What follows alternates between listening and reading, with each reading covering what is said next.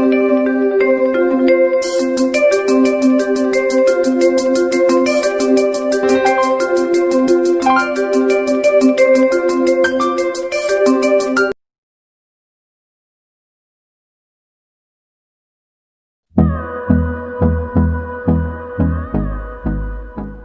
students, welcome back to my next video for class 12 beginner. So today we are going to learn a new topic, that is revaluation account. ठीक है, this is not a new topic, we have already discussed about it in change in profit sharing ratio and admission also, but still I am thinking कि एक बार आपको थोड़ा सा revise करवा दूँ.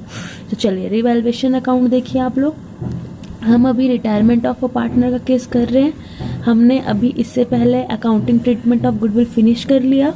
अब ये हमें रिवैल्यूएशन अकाउंट फिनिश करना है. तो आप चाहो तो change in profit sharing ratio में भी रिवैल्यूएशन अकाउंट बताया मैंने, देख सकते हो. और ये बस मैं आपको रिकॉल करवाने के लिए ये वीडियो अपलोड कर रही हूँ. तो देखिए, रिवैल्यूएशन अकाउंट का मतलब होता है, ये एक ऐसा अकाउंट है जहाँ पे आप रीवैल्यूड करते हो एसेट्स और रीअसेस करते हो लायबिलिटी. दैट मीन्स देखिए, जब भी कोई चेंजेस होती हैं तो आप क्या करते हो, आप रिवैल्यूएशन अकाउंट बनाते हो. और रिवैल्यूएशन अकाउंट में आप देखते हो कि आपके एसेट में कितना बढ़ा है या आपका एसेट कितना घटा है. कहीं आपकी लायबिलिटी बढ़ी तो नहीं है या लायबिलिटी घटी तो नहीं है. तो उन चीज़ों को चेक करने के लिए आप रिवैल्यूएशन अकाउंट बनाते हो. रिवैल्यूएशन अकाउंट का आपका दूसरा नेम है profit and loss adjustment account. ये एग्जामिनेशन पॉइंट ऑफ व्यू से याद रखिएगा क्लास 12 स्टूडेंट्स कि रिवैल्यूएशन अकाउंट का दूसरा नाम क्या है, profit and loss adjustment account. आपका रिवैल्यूएशन अकाउंट कौन सा अकाउंट है, नॉमिनल अकाउंट. तो नॉमिनल अकाउंट आई होप आपने क्लास 11th में पढ़ा होगा, rules of debit and credit में मेथड्स. तो हमारा नॉमिनल अकाउंट कौन से मेथड्स है, हमारा नॉमिनल अकाउंट ट्रेडिशनल मेथड में आता है. तो नॉमिनल अकाउंट आपका रिवैल्यूएशन जो है वो नॉमिनल अकाउंट है. ये है आपका फॉर्मेट रिवैल्यूएशन अकाउंट का. मैंने आपको भी बताया रिवैल्यूएशन अकाउंट कौन सा अकाउंट है, नॉमिनल अकाउंट है. तो नॉमिनल अकाउंट का रूल आपने क्लास 11th में पढ़ा होगा. चलिए थोड़ा सा रिकॉल करवा दूँ आपको. इन nominal account all expense and losses debit, all incomes and gains credit. तो ये हमारा रूल है. मैंने रिवैल्यूएशन अकाउंट का हेडिंग डाल दिया है, यहाँ डेबिट और यहाँ क्रेडिट डाल दिया है. तो हम क्रेडिट साइड में क्या लिखेंगे, हमारे जितने इनकम और गेन है, और डेबिट साइड में क्या लिखेंगे, हमारे जितने लॉस और एक्सपेंस है. ठीक, इतना क्लियर हो गया आपको. अब चलिए एक एक आइटम को डिस्कस करते हैं, देन आपको रिवैल्यूएशन अकाउंट अच्छे से समझ में आएगा. तो हम पहले क्रेडिट साइड के आइटम्स को डिस्कस करते हैं. तो रिवैल्यूएशन अकाउंट के क्रेडिट साइड में क्या क्या लिखेंगे हम, एज पर नॉमिनल रूल हम सारे इनकम और गेन लिखेंगे. तो देखिए, एसेट आपके लिए क्या है, एक तरीका का आपका इनकम का सोर्स है. तो अगर आपका एसेट बढ़ेगा तो आपके लिए क्या होगा, आपके लिए गेन होगा, वो आपके लिए फ़ायदा होगा. तो वो आपका क्रेडिट साइड में जाएगा. यानी जब भी एसेट बढ़ेगा तो वो क्रेडिट साइड में जाएगा. अब आप कैसे जानोगे कि एसेट बढ़ रहा है, तो देखो बैलेंस शीट में एसेट लिखा होगा 50,000 और एडजस्टमेंट में लिखा होगा 60,000. तो कोई एसेट 50,000 से 60,000 हो गई, यानी आपको फ़ायदा हुआ, तो आपका फ़ायदा हुआ इसलिए आप इसको क्रेडिट साइड में लिखोगे. नेक्स्ट है आपका लायबिलिटी. अब आप बोलोगे मैम लायबिलिटी कहाँ से आ गई, लायबिलिटी तो हमारा इनकम गेन नहीं है.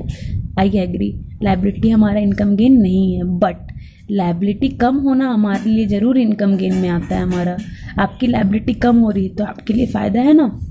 जैसे मान लीजिए कोई क्रेडिटर 20,000 का था और एडजस्टमेंट में दिया है कि वो अब 10,000 का हो गया, तो 10,000 आपके लिए फ़ायदा हुआ ना, तो इसलिए ये क्रेडिट में जाएगा. कौन सी लायबिलिटी, डिक्रीज इन लायबिलिटी. ठीक, नेक्स्ट है अनरिकॉर्डेड एसेट. अनरिकॉर्डेड एसेट का मतलब होता है वो एसेट जो आप रिकॉर्ड करना भूल गए. तो एसेट तो आपके लिए फ़ायदा है, आप उसे लिखना भूल गए थे, तो आप अब उसे लिखोगे तो वो आपके लिए फ़ायदा है, इसलिए आप उसको क्रेडिट साइड में लिखोगे. ये लास्ट वाला अभी हम आपको बताएंगे थोड़ी देर में. ठीक है, ये लास्ट आइटम आप अभी रुको, इसको हम आपको लास्ट में बताते हैं. उसके बाद आप आ जाओ डेबिट साइड में.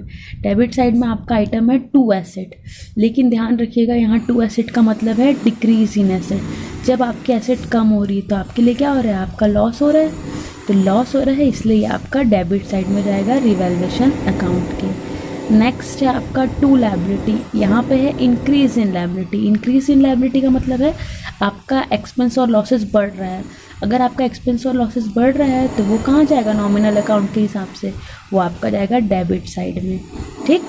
नेक्स्ट है आपका अनरिकॉर्डेड लायबिलिटी। अनरिकॉर्डेड लायबिलिटी मतलब वो लायबिलिटी जो आपने रिकॉर्ड नहीं की थी, तो वो भी आपका एक तरीके का एक्सपेंस है, इसलिए ये भी डेबिट साइड में जाएगा रिवैल्यूएशन अकाउंट के लिए। नेक्स्ट है रेमोनरेशन। रेमोनरेशन का मतलब होता है सैलरी। सैलरी भी आपका एक तरीके का एक्सपेंस है, इसलिए ये रिवैल्यूएशन अकाउंट के डेबिट साइड में जाएगा। नेक्स्ट टू कैश और बैंक एक्सपेंसेस। तो देखिए रिवैल्यूएशन अकाउंट जब होता है तो कुछ एक्सपेंस होते हैं उसके, तो क्योंकि वो आपका एक्सपेंस है इसलिए ये भी रिवैल्यूएशन अकाउंट के डेबिट साइड में जाएगा। लास्ट जो यहाँ पे आपका टू गेन है और क्रेडिट साइड में बाय लॉस है। तो देखिए रिवैल्यूएशन अकाउंट जब आप बनाओगे तो या तो आपको गेन होगा या तो आपको लॉस होगा।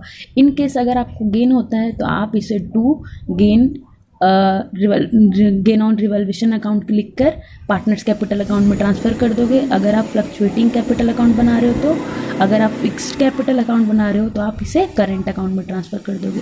तो जैसा कि मैंने बताया आपको, एट अ टाइम या तो लॉस होगा या तो गेन होगा। गेन हुआ तो यहाँ लिखेंगे, अगर लॉस हुआ तो आप बाय लॉस ऑन रिवैल्यूएशन लिख दोगे और ट्रांसफ़र कर दोगे पार्टनर्स कैपिटल अकाउंट के। अगर आप फ्लक्चुएटिंग बना रहे हो और अगर आप फिक्स्ड कैपिटल अकाउंट बना रहे हो तो आप पार्टनर्स करेंट अकाउंट में ट्रांसफ़र कर दोगे। तो ये था आपका रिवैल्यूएशन अकाउंट का फॉर्मेट। आई होप आपको रिवैल्यूएशन अकाउंट समझ में आया होगा। अगर आपको ज़रा सा भी डाउट हो तो प्लीज़ नीचे कमेंट करके पूछिएगा, ठीक है। अगर आपको वीडियो अच्छी लगे तो वीडियो को लाइक कीजिए, चैनल को सब्सक्राइब कीजिए और शेयर ज़रूर कीजिए, क्योंकि ज्ञान बांटने से बढ़ता है। Thank you.